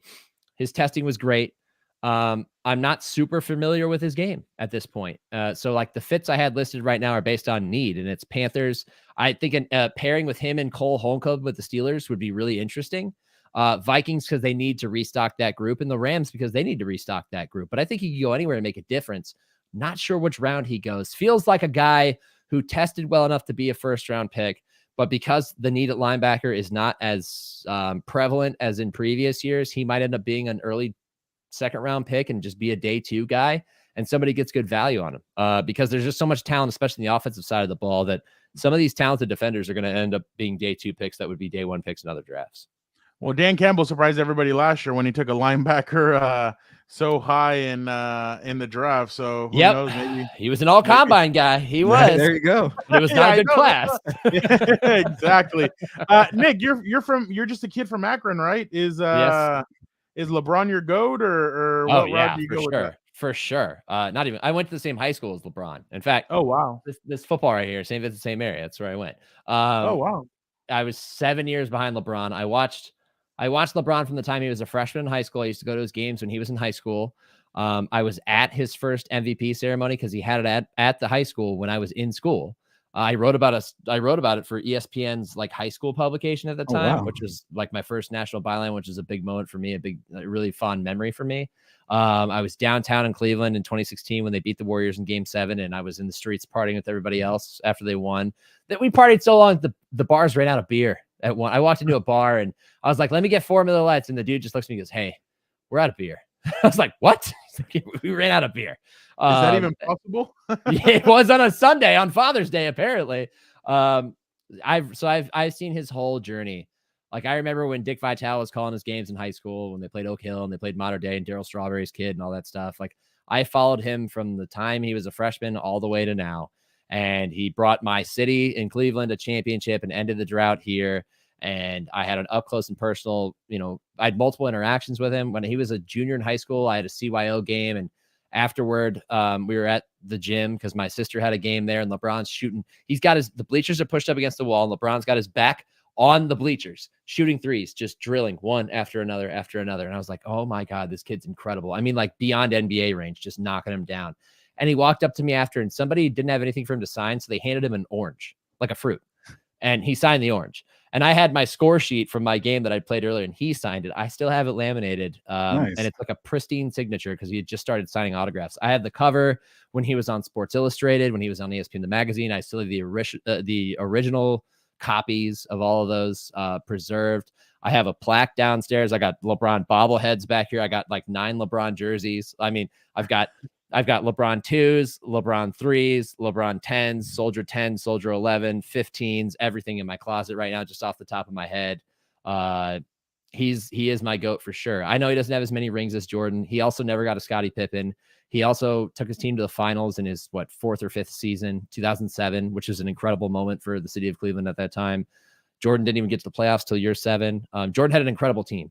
LeBron did not have an incredible team until he went to Miami. And I think that we cannot overlook that fact. And the fact that LeBron has not only lived up to the expectations, which were incredibly high, but exceeded them, been, blemish free throughout his career, and has done so much to help the city of Akron and the kids there. He's got his own school there. He's got another thing called House 330, where he's created a safe space for people in the community to go to in a semi-tough neighborhood that's not too far away from where I went to high school. He's got a production studio. He's doing all these things. He's a good dad. And he was a dad when he was really young. Like, let's not forget that. He was like 20 years old when he had his kid. We cannot overlook all of this and just compare him based on rings with Michael Jordan, who by the time he was LeBron's age was toast, was washed. LeBron's still one of the top 5 players in the NBA, and he's almost 40 years old. And the fact that he broke 40,000 points comes as no surprise, because other than a few times he's gotten hurt, he's been the most consistent player I think we'll ever see. And nobody gets to year 21 and plays as well as he does. He is the best player ever, and I'll stand on that forever. And he rarely got hurt up until when he came to the Lakers. So Yeah, that I groin mean, injury. Yeah, but the yeah, Lakers yeah, were yeah. also like they shut him down because Yeah, they were cooked yeah, anyway. they Won a title in weren't 2020. I'm happy about Yeah. that. If anything, I'm mad at the Lakers for their managerial malpractice with not surrounding him with shooters and just letting him cook. Yeah. That's my biggest problem. Well, just another kid from Akron, Nick Shook. Thank you so much. You guys can follow him on Twitter at the Nick Shook. Make sure you guys check it out. Nick, thank you so much for jumping on, for taking questions, for doing everything. Oh, there you go. This segment has to be on Twitter and go viral. There you go.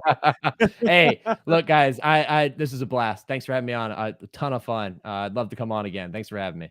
We'd love to have you on, Nick. Thank you so much. All right, guys. Gilbert, that was definitely awesome having Nick on. I'm glad he talked for like 30 minutes because I was like, are you sure, man? You've been all week in Indy, and I guess he was recharged, man. So I don't know. That was awesome. I know, and I felt bad. I felt bad, like we kept on going and everything, and I was just like, oh, and then he's like, yeah, let's keep on doing it. I'm like, oh, okay, let's do it. So definitely awesome. Again, thank you, Gilbert, for having him come on. Dennis, yeah, we used to work together, so that's my guy right there. It's good to see him succeed at NFL Network. What was what was it? So you keep on bringing on people that you guys were kind of like the Washington. I was gonna say the Washington squad of whatever 2012 or 13. Yeah, like you guys had you had Nick Shook, you had Tyler Dragon. Manuk was with the LA Times. Manuk. Oh, I actually saw him last week. Oh, at the boxing. Yeah. He said, I know I'm blanking, but there's a lot of people, to be honest. Every time I see people from those days, and like we were the back row, bro. Like when you walked into the old NFL Network studios, we were the back row, and I kid you not, Tyler and Nick used to always argue about Madden, but they always agreed on LeBron James. So at least they got that. But it was a kind of a star-studded lineup back in 2014. You know, it's funny. Speaking of that, Manuk was like, and honestly, like when I hear this, I'm like, oh wow, like Manuk was like, hey, you guys killed it. Now jumping over to the Ryan Garcia and Devin Haney stuff real quick. Yeah. He's like, bro, you guys were on that. Like, he's like, honestly, you guys are growing. You guys are killing it. I'm so proud of you guys. I'm like, oh, we definitely appreciate that. He's like, no, you got like, he's like, you kind of pissed some people off with the video that you guys got. And I'm like, oh, well, yeah, I mean, we were right there. What way? What do you say?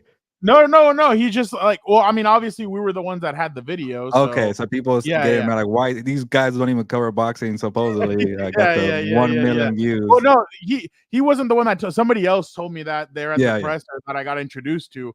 They were like, yeah, you guys. Some boxing people were like, what? How did thid these guys get that video? And I'm like, we were there. I mean, ready for the moment. Exactly. So I think about that day a lot. Like, obviously it was luck being there at the right time to get Devin Haney and Ryan Garcia shoving each other. But hey, we reacted properly. It was breaking news to us. We had every angle of that video. We posted right away, headlines, descriptions, and that's why we blew up for 1.4 million views. So yeah, whoever's mad, go ahead and like the video. It's funny too. Speaking of that, I was owed one because a couple of years ago, Usman and oh my God, he's Usman and ponytail. He has longer hair. Masvidal, my bad. Yeah, Masvidal. They went at it at Radio Row, and I was like watching, and I'm like, crap, I should have had like my phone out or whatever.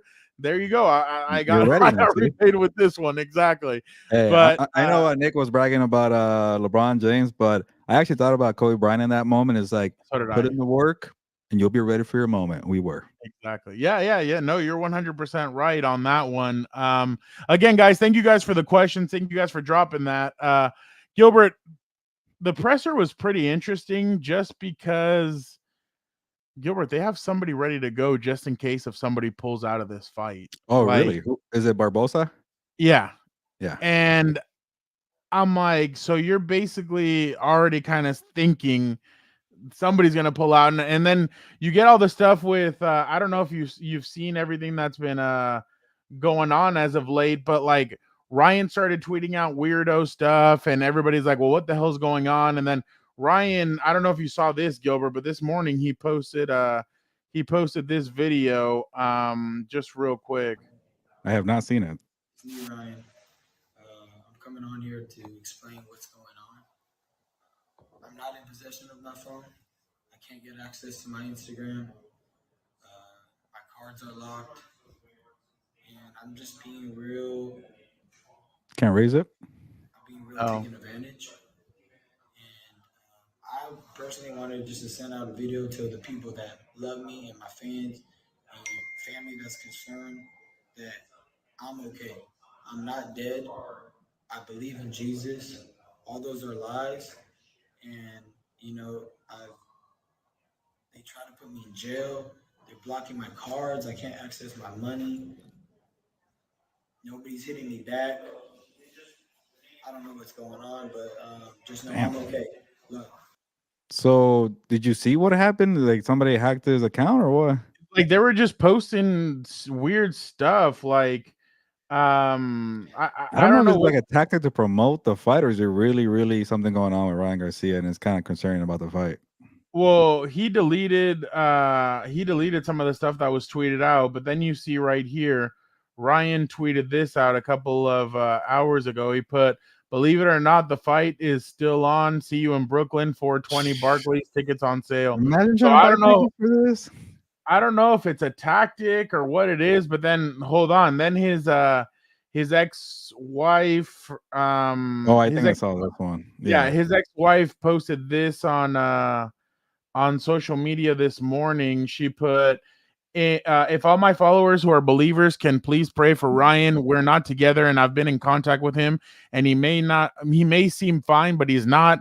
I know in my heart he is being heavily oppressed. This is not a troll. I'm genuinely concerned, and so is all his family members. We are not part of any of this, and want him to get better. Pray for him. So, man, I don't know. And then even Devin Haney like tweeted out stuff. So yeah, I saw that he was gonna like not go to the LA presser because like he's just sees a bunch of dumb crap from Ryan Garcia, but he went. So he's a professional.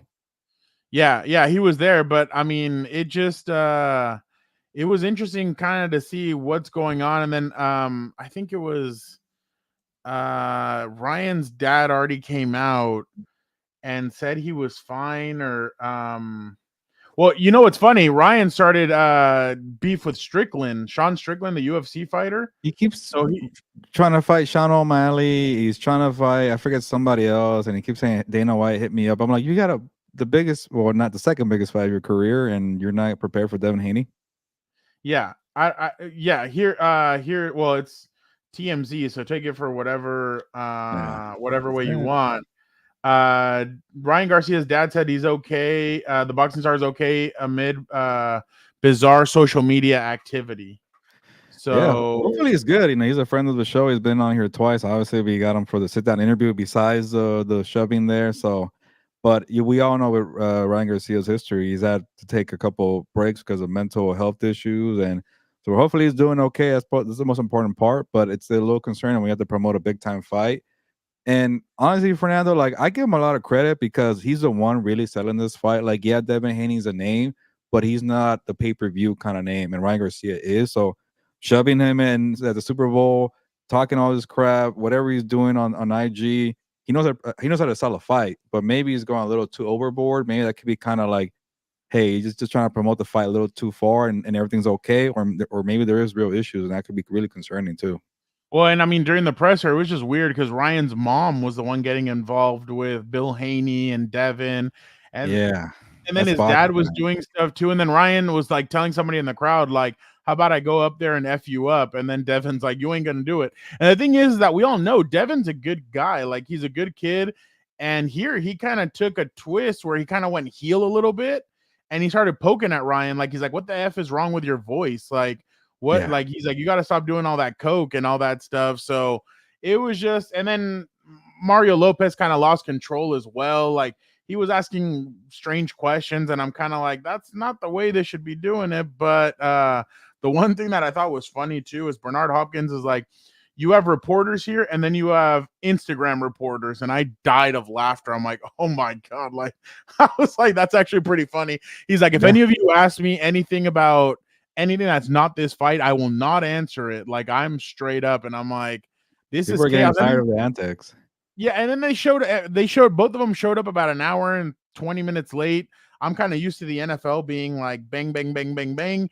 Here it's like, well, they are the team. They are the Kansas City Chiefs and the New England Patriots. Like they're the teams. Like they're the ones that are gonna show up. And then Ryan showed up on a horse. I'm like, what is going on? Like, and then I just thought it was really strange. Just the whole thing. Can you do the zoom in on the video? I'm all thrown off now how far we are. Oh yeah, my bad. My bad. No, but everything about it, it. I'm glad you kind of got to see a boxing news conference or whatever world tour, whatever they want to call it. It's a lot of chaos, unorganized. But yeah, but I feel like boxing needs this big fight because we haven't really talked about anything since Crawford Spence. That was in July. Ryan Garcia, Tank Davis, and what was that in April of last year? April of last year. So credit to Ryan Garcia for making big time fights because the sport needs it. Like who the hell knows what's going on with Canelo Alvarez? Like he needs to promote a fight for Cinco de Mayo and it's March 4th and he has no opponent. So and he held up this fight. Yeah, and he moved it to Brooklyn from Vegas because supposedly Canelo won in May 5th in Las Vegas. He doesn't even have an opponent. He doesn't even have a promoter. Not getting started on Canelo right now. These two kids are from California. Like they wanted to be West Coast. Yeah, it would have been cool in LA or Vegas. But well, and the thing is that the Lakers and the Clippers are holding Staples Center hostage.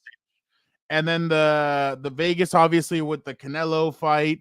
And then they said, well, what about going down to the StubHub? And they said, well, no, Ryan doesn't like fighting outdoors. So the Brooklyn Nets just fired their head coach. So they're like, hey, come over here. We got a good stadium for you guys. Come and do it over here. What'd you say? The Brooklyn Nets just fired their coach. So they're not making the playoffs. Yeah, but like to me, I feel like whoever Canelo fights, if it's not David Benavidez, it's not going to be a fight as big as Devin Haney and Ryan Garcia, and that says a lot about Ryan Garcia's kind of drawing. But yeah, if he fights maybe a Bivol more there, or you're saying best pound for pound boxer, it could be Bivol or maybe Beterbiev from Russia. Those guys need to fight, by the way. Bivol and Beterbiev. I gotta say his name properly. My bad. Beterbiev. But yeah, obviously you got Terrence Crawford. I think Crawford be my number one. But if Canelo doesn't fight a David Benavidez or a Bivol, like I don't really care. And like I'd rather watch Ryan Garcia and Devin Haney. But then Ryan Garcia is going through it right now, and I don't know how we feel about that fight. But we're gonna watch Canelo fight. But it just sucks that he was kind of in the way for the younger guys. Yeah, that's right. Beterbiev. I gotta get it right. Beterbiev. Whatever, Moy. You can scold me there, but he is from Montreal. When not Montreal, but he is based training there. He's had a couple fights there. Moy, have you gone, by the way? Because there's a couple of times I see him fighting out there. I'm concerned about boxing just because we just saw Ngannou beat well, he dropped Tyson Fury.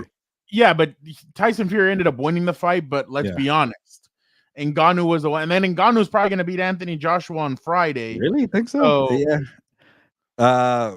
I'm always a boxing bias guy, so I think boxing is going to be MMA. But Fury and Joshua have suspect chin, so I see why, especially Joshua. So maybe he could catch him a couple times. Because I mean, we all saw what Andy Ruiz right? Saturday. Yeah, I thought it was Friday, but it could be Friday. It's in Saudi Arabia. But actually, Fernando, you're not too. Because I wouldn't want to compete with the O'Malley fight on Saturday. That's on Saturday. Yeah, with the different time zones. But you might have a point. You got me thinking. We're having like a rapid fire of combat sports, which is good. And we have a lot of viewers or subscribers now from the combat sports world. So if you're watching us for the first time, I know you had to go through the NFL for a bit, but we'll do more combat sports here. But you know what? You're not too far off now because Joshua doesn't have the skills that Fury has. So Fury could kind of get away from the power from Ngannou. Joshua really can't. So maybe you're right. You might be onto something for an upset. But I don't want to see that because I'm a boxing guy. If you come to boxing, you better respect the sport. But Ngannou's taking it seriously, so I like that. I saw Ngannou hit one of the guys from Jackass in the nuts. He was wearing a cup, and the dude had a bruise. So I think if you haven't seen that clip, you need to watch. Like that clip is gnarly. Like he almost broke the cup. So yeah, that dude is. Well, real quick, shout out to Joe Morley for his comment here. I am always 100% right. Thank you. Joe Morley is hilarious. That guy, his videos on TikTok are literally the talk of like most of my group chats. Like people are like, "Oh, here goes your boy again," and I just start laughing. But yeah, Gilbert, I hope this fight gets made. I hope that Ryan is in a good headspace because obviously I want to see this fight at 100%. I want to see what both of these guys can do, and because I mean, there were some hecklers in the crowd, and like some people were like, "Oh, well." Ryan has weak ribs, and then some other guys like, well, Haney doesn't have any power, so let's be real about this. So a little more even than the Tank Davis one. And yeah, by the way, Ryan Garcia, I don't know who convinced them, or maybe Mayweather, to leak the footage of Haney and Tank sparring, and Tank's power was really, problem for Haney. He didn't get wobbled. Ryan Garcia kept saying, "I seen the video, you got wobbled." It wasn't that far. But you could tell Haney was backing up. He's pimping you. Yeah, you're the famous line there. But Devin Haney's a technician. He has defensive. He's a defensive fighter. But if you're backed up like that with Tank Davis's power, like I can see Tank beating him now. But that was years ago. You never know how these guys change. But Ryan Garcia is not as boxing savvy as Tank Davis is. He knows how to time a counter. People don't give him credit for that. His uppercuts are well timed, good defense. He kind of just waits it out and makes you kind of go at him. So I like that from Tank. Garcia doesn't really have that, but he has a nice left hook. And if you have a suspect chin, you could tell that Devin Haney has issues with power. Hey, maybe Garcia could be a live underdog, but he's got to get that mental space right. No, and I mean, honestly, like that's the thing. They were both kind of like discussing who Tank Davis beat up more, and I'm kind of like, are you guys are you guys shitting me with this? Like that's what you guys are like. Oh, I stood tougher against Tank. At one point, Devin Haney was like, "Bro, the whole world saw you get knocked out by Tank. Shut up." So I kind of respect him for saying that. But then like Devin Haney goes up there and he's like, "Oh," or Bill Haney, and he's like, "Well, we know he won a bunch of championships when he was I won this many. Oh, we beat him. He beat us when he was younger, but then we beat him when we were older." Who gives a rat's ass, dude? Like, just stay focused on what's going on right now. So I just there's a lot of kind of phooey, I guess, but in my opinion, like somebody needs to take Ryan's phone away. And well, I guess they already did. But somebody really needs to take, bro. Like, chill out now. Yeah, no, you should be in camp. Tour's over. You should be in camp. Like you should be getting ready for this 2 months for camp, and it's April 20th is not 2 months away. It's coming up. That's quickly. why I thought that this was a weird time to have all those press conferences. Like I would have done it maybe in January, had all that, and then them get into their training camps in February. Remember, Mayweather held it up because he wanted him to fight Rolly Romero, and it didn't work out. Well, yeah, and he said that he didn't. You know what? He said it on First Take that he's like, I went against Floyd. He's like, Floyd wasn't giving you the credit that you deserved, and I thought, no, Devin Haney is the move. So, I honestly felt like it was a little selfish on Mayweather's part because Romero was promoted by Leonard Ellerby, who we had on the show, and Mayweather. So they get the bigger cut if Ryan Garcia is fighting Rolly Romero. And then it would have been if Rolly somehow beats Ryan Garcia, he's gonna fight Devin Haney, which is more money for Mayweather Promotions. So I felt like it was more in their best interest. And they got to fix the sport because then you have Jake Paul over here calling out Canelo after his fight. Hey, finally, people don't care. So I've noticed that people are starting to care less about Jake Paul. Good, we're done. We're tired of it. Well, Ryan Garcia and him FaceTimed after the fight, and he's like, "I'm down to fight you. Like, I'm gonna put an end to you." I'm like, bro, why Paul gets to a point where he's gonna fight an actual like legit contender? I'll start caring, but we're done with the side shows, you know. Besides, he took the guy down in 2 minutes. The dude that he fought, like it was a nobody. Like fighting these people. I don't know. He should fight Dan Diego next. That'd be interesting. Yeah, I was gonna ask you about this. What did you think about? Yeah, real quick. It could be the last one on boxing. I also want to hear your thoughts real quick on WWE before we leave, Fernando. Yeah, so I guess they couldn't agree on opponent, and there's stuff I'm unsure about PBC. We'll see how it goes with PBC on the March 30th card. Keith Thurman and Tim Tszyu. Check out the Tim Tszyu interview here on Compas on the Beat. We're trying to get Romero. We're hoping to get maybe Keith Thurman, Rolly Romero, who's fighting Pitbull. I saw those pictures. He tried to show his genitals on the program. Check out the Rolly Romero interviews. You will not be disappointed. And I saw the promo poster, by the way, of Rolly and Pitbull look a little heavy. So when you call him a pug, baby is not far off. You know, us Mexicans, we like to eat. So got to be disciplined. Pitbull Cruz. Hopefully we get him on the show. That'd be cool. But yeah, there's something going on with PBC. It seems kind of strange that they both said, you know what, if we don't want to work together, there's money to be made. I'm surprised PBC said go ahead and leave. Maybe, you know, the rumor was that he's going to fight Jermall Charlo, the brother of Jermell, and nobody wanted to see that. So it could have been like, hey, Canelo, you don't want to fight David Benavidez. That's all we have is Jermall Charlo. He said no, it won't sell. And they just said, we'll walk away. But the other, I guess, opponent supposedly like maybe Jaime Munguia, but he's with Golden Boy. Do you see Canelo giving Oscar de la Hoya money? I don't know about that. There's Edgar Berlanga, who is not a skillful fighter, has pop, but Canelo will destroy him. I like Berlanga, but he's not ready for that time. And I think he might be headed that way because Eddie Hearn and Canelo Alvarez, Eddie Hearn is a promoter of Matchroom Boxing. They love to work together. He has a good relationship with Eddie Hearn, and that's the only guy he has right now for super middleweight to throw at him. He's not going to go fight Bivol or Victor B. There you go. I said it right finally. Shout out to Montreal. But yeah, I don't care. And whatever. If he doesn't fight Dave Benavidez, I want to see Haney and Garcia way more. That didn't make sense. I'm getting tired of that stuff. It's like, I won't fight a Mexican fighter. Like, dude, get out of here.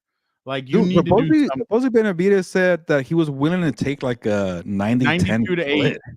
I don't know if I believe that, but come on, you got to take that fight. And I get Canelo's fought a lot of great people. I'm going to call him like a coward or whatever. He's one of the greatest in my eyes. People are different. I think he's done enough for me. But come on, you're in the back end. You're just give the kid the chance. It's okay to not be undefeated, you know? He's pulling the Mayweather. That's the thing. Mayweather at the end, he picked and chose.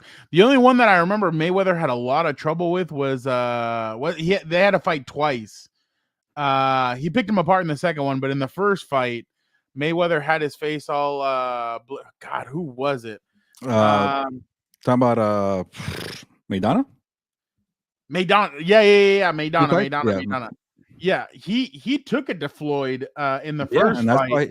That guy's the smartest person, by the way, I come across in boxing, because he took it to Floyd and he probably made maybe like $20 million the first time. Got a rematch, he got more money, probably another 30 mil, and then he retired. Like, he never saw him again. Like that guy ate too, like from Argentina. If I got 50 mil after 2 fights, I'm done too. Yeah, because he fought the 2 times, and then he went with Manny Pacquiao, then he went Andre Berto, and then he went Conor McGregor. So I'm so surprised that one counted on the box rec. Oh, he wanted the 50-0. You know he was gonna. All right, Fernando, we gotta get going, but real quick. Your tribal chief, I guess mine now too, because The Rock acknowledged him, and when I saw him doing "If You Smell," and it stopped, I was like, oh, they're about to go down, right? They're about to throw it down. And then he just said, acknowledge me, and he did it. What are your thoughts? I think The Rock is a plant, and I don't know. I think they're playing the long game. I think next year's WrestleMania 41. There's rumors that it's going to be in Las Vegas. Well, hold on. There's rumors that it's going to be in Vegas next year at Allegiant Stadium. You need a big main event. That's a huge main event right there. I've kind of liked The Rock as a heel because he came out and he's like, you know what's number 1 in Arizona? You die by crack and heroin. And I died of laughter. I'm that's why he's my GOAT, man. The best on the microphone. He still got it at least. Well, I thought he was the only thing is he does need a year. I can't see him wrestling in this. Well, they're going to wrestle in a tag team. It's going to be night 1. Gilbert, night 1. The Rock and Roman Reigns versus Cody Rhodes and Seth Rollins as of right now. They have to decide. No. It's going to be a tag team match. Oh, really? So here we go. Night 1. Okay, explain to me. Night 1, The Rock challenged Seth Rollins and Cody Rhodes to a tag team match. Okay. If The Rock and Roman win, the bloodline can be there no matter what on night 2 for the main event. If Cody wins or Seth win, then that means there can be no bloodline there. But I still think the bloodline are going to be involved. One of the guys, I can't remember his name right now, but one of the Roman Reigns Rock relatives just got hired by WWE. He's not a bloodline member, so he could appear and screw it all up for Cody. I think something huge is going to happen night 2. Whether it's Stone Cold Steve Austin comes out and helps out Cody Rhodes, whatever. I don't know, but I'm expecting fireworks. This is the first Triple H WrestleMania and Nick Khan WrestleMania. I expect it to be humongous. I expect there to be fireworks. I don't know what's going to happen, but it's going to be badass to have Roman and The Rock in the same ring together. And then night 2, Roman is still going to fight. So they're going all out. They lost CM Punk. They've lost some other pieces. They're still going 100% with this. I'm actually really excited. The thing is, night 2, Gilbert, you're going to get 2 championship matches. Seth Rollins and Drew McIntyre, and then Roman Reigns and Cody Rhodes. So they're going to put both of those titles on night 2. And night 1, it's going to be The Rock and Roman against Cody. And but something interesting, something huge is going to happen. I don't know what it will be. That's the beauty of it. We really don't know what's going on. That's what you want, right? It's not an obvious main event. Exactly what you want. The intrigue. You want what's going on. I think The Rock is a plant as of right now because he doesn't throw up the one. He does this. Yeah. So either he's cannot forget hits like this. Either he's taking the hits to the head or he's doing something like you're gonna lose. He's gonna do it next time like this, like, or is it? Yeah, something like that. But remember the Bautista, like the thumbs up? Yeah, and then go like that. Something's gonna happen though, Gilbert. But I'm really amazed with the way they're doing this. I mean, they had to pivot. As soon as The Rock got pushback from the crowd. We want Cody. They had to pivot. They had to do something else. I think they're doing the best thing possible, but I still don't believe that Cody's going to beat The Rock or Roman Reigns, to be honest. I still think Roman's going to win. He's got to complete a story. Well, that's the thing. So John Cena was talking about him, and he said he was on with I can't remember his name right now. Chris Van Lett. He's a reporter who covers. Yeah. So he said that Roman Reigns is on his Mount Rushmore. And he's like, the way Roman has carried this company in the last few years, and yes, he gets flack because he's never there, this, that, whatever. But the way Roman's carried this company and the way everybody really has gotten attracted to the tribal chief, it's something unmatched. So I still think that the WWE knows that he's their meal ticket. He's the number one guy. I feel like something's going to happen to where Cody's not. I just finishing the story. Yeah, that's cool. But then where does that put Roman? So I'm kind of in the mindset of Roman keeps the championship because I think they want him to break Hulk Hogan's record. And he breaks it, I think, in September. So maybe Cody loses it at Survivor or wins it at Survivor Series, whatever. But and The Rock screws him at that point. But as of right now, I think Roman is going to retain and something else is going to happen. But I think they're trying to replace because I told you I did a TikTok on this and I got some pushback and I still get pushback from fans. But I'm like, what if he broke Bruno Sammartino's record? He would have to hold it till 2028. But why not? I mean, that's. I think they got to be careful because you don't want it to get stale. I know. But it's not. It's not. You're right. It's hot though. And by the way, shout out to Paul Heyman. Paul Heyman is getting inducted, rightfully so, at WrestleMania not WrestleMania, but he's getting inducted to the Hall of Fame. He's been a huge part of everything that WWE's done. He has done great stuff with CM Punk, with Brock Lesnar, now you can't say that name, and then now Roman Reigns. So what Paul Heyman has added to WWE all these years is incredible, and rightfully so. I think it's incredible that he's getting inducted into the Hall of Fame. But I truly still think, Gilbert, and Paul Heyman said it last year, we're still in the third inning of this. I think they're only in the fifth inning. I think they still have a lot to talk about with this, but I'm definitely excited. I think they're doing a great job with it. And there's also obviously other great matches that are going to take place, but we want to know about this one. This is it. I think this is something incredible, and they're doing something amazing with the product. But wow, I'm just really, I'm really liking what WWE is doing right now, and yeah, they're unmatched right now. Yeah, and credit to Paul Heyman for making the Hall of Fame, well deserved. But I was laughing at his facial expressions when Roman Reigns cut off The Rock. He's like, I'm like, everybody was like that. We all had the same expression, so I'm glad Paul Heyman had it out there. So that was perfect. He's awesome. It's so funny because in one of those, like, I don't know who it was, but I tell Dan all the time when the way he's looking at Roman, like every time Paul Heyman looks at Roman, I'm always like, that's you and Justin Herbert, isn't it? He's like, always. He's like, I'll always have his back. And I just started laughing. Then obviously he posts that that video on there of him defending Justin. But Yeah. I just think that WWE is doing a great job right now, and I really like what Triple H and Nick Khan are doing. I think they're showing off a lot of talent. I think they're doing a lot of, and then again, I'm gonna be honest. The Rock said it on his video. I know it was 25 minutes long on Twitter, but The Rock said it when Netflix made that deal about getting Monday Night Raw. Who do you really think they want as the champion? Remember when Fox cut that deal with WWE, they wanted Roman or Brock Lesnar. Well, at the time, they wanted Brock Lesnar over on SmackDown. Then they wanted Roman over on SmackDown. Now I think Netflix is probably saying, hey, we want the tribal chief on Netflix when Monday Night Raw happens. So Roman Reigns is the draw, man. So I think they're going to continue with him. And I know it'll piss some people off. What is it? The Cody Crybabies. I love Cody. I think Cody's been an incredible addition. I told you when they first signed Cody, I thought this is going to be incredible. I think Cody's a phenomenal talent. And then he's kind of like an EVP where he kind of works behind the scenes also and brings talent from AEW, brings talent from other places. So I think Cody's incredible, but I'm sure Cody, I mean, he won't say it, but I'm not going to put words in his mouth, but I'm just interested to see kind of where this goes. But I'm definitely excited about what's going on. And I'm also excited about what's happening here, Gilbert. Yeah, I know. And real quick, I was going to say, I checked out Netflix. I don't even care about tennis, but I wanted to see how Netflix did a live sporting event with Rafael Nadal and some other guy. I forgot his name. But I'm like, oh, yeah, they're trying to do more live sports there. Obviously, Raw will be one of them for Netflix. But yeah, eventually we're going to be hosting live events here. Compas on the Beat, like boxing. Imagine the Compas on the Beat being boxing promoters or wrestling promoters. Like we could put on a show.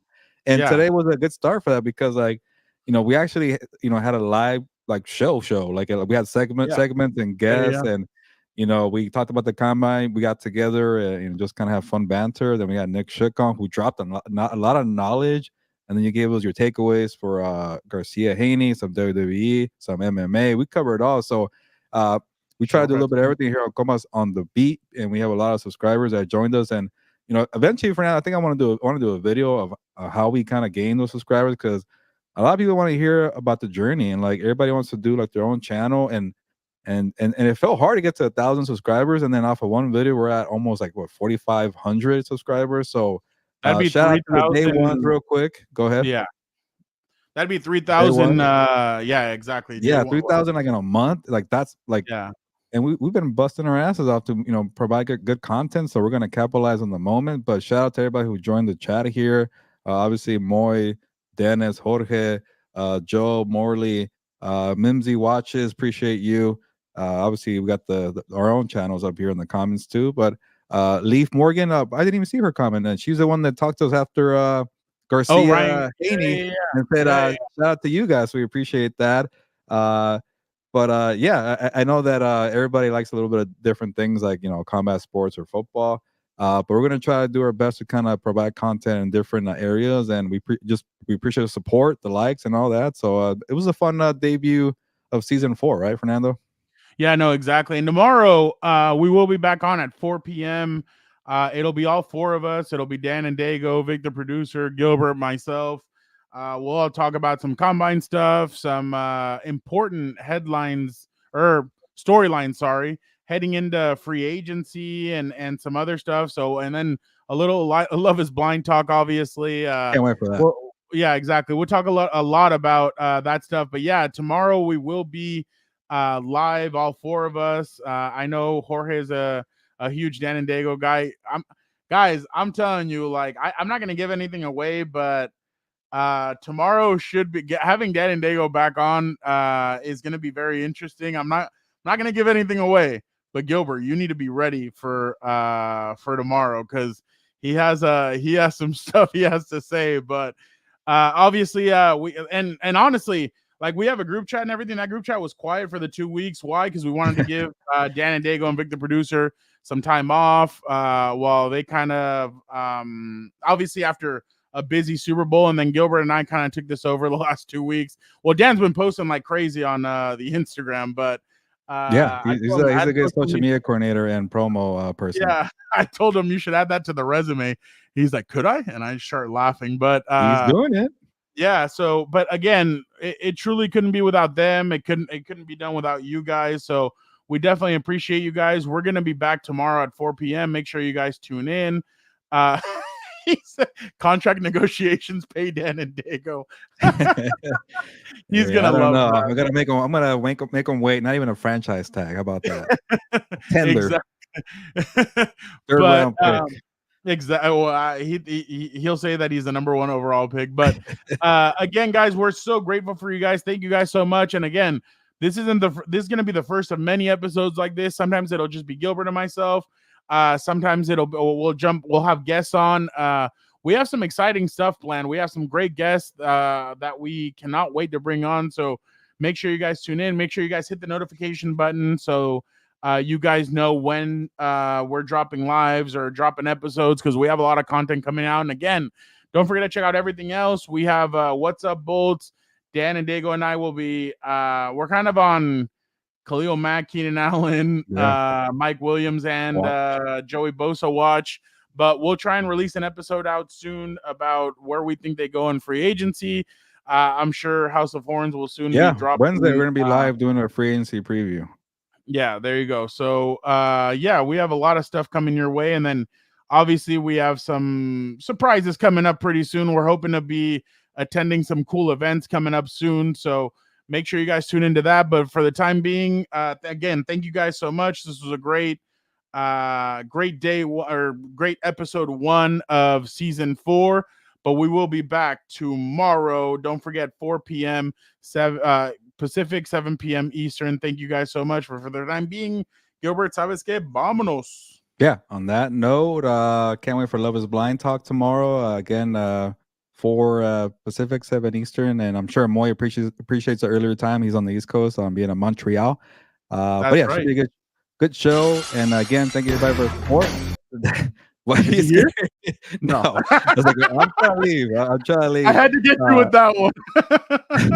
You know what? Real quick for Mimsy here, because she had a question. I'm not surprised, but because it happened a couple weeks ago with the whole Sean Payton letting go of Russell Wilson. But to eat the dead money, I'm a little surprised about that. But Mimsy, we'll give you a better response in the near future. We appreciate you jumping on, and now we see Nancy on here too. So for the late crowd, but we appreciate everybody. All Nancy, tomorrow 4 p.m. we are back. We're gonna jump on live. Make sure you're ready, Mimsy. We're gonna talk about you. That's a storyline that I actually have for tomorrow's show. Yeah, so make sure you tune in, because I have some interesting. All of a sudden, Russ is a freaking poor Russ. He poor guy. This that. No. Some of it was self-inflicted. Like let's not make him a freaking hero as well. Like get out of here with that. But their Broncos getting cut. I mean, sorry, Russell Wilson getting cut by the Broncos. Yeah. So we'll definitely jump into all that tomorrow. Broncos are spiraling. Yeah, there's a lot of pushback on Sean Payton. So I'm definitely interested in that. I don't know if he's reacting. I think he was reacting. Moy's reacting to the Dan and Diego music hitting, but I know I got scared. I'm not ready for that. But when people break the music out of nowhere and the rest was always like, yeah, exactly. That's why I thought it was amazing. Like in the ring. That was that was the one where Roman and Money in the Bank, when Cena comes back after all those years. And he's kind of like, whoa, like what, really? And it's so that's awesome. As Ryan Garcia said, you look like a ghost. Yeah, exactly. Con la cheve vato, ready for the stream. There you go. Nancy's gonna be ready for it. So, all right, guys, we appreciate you guys so much. But Gilbert, ¿sabes qué?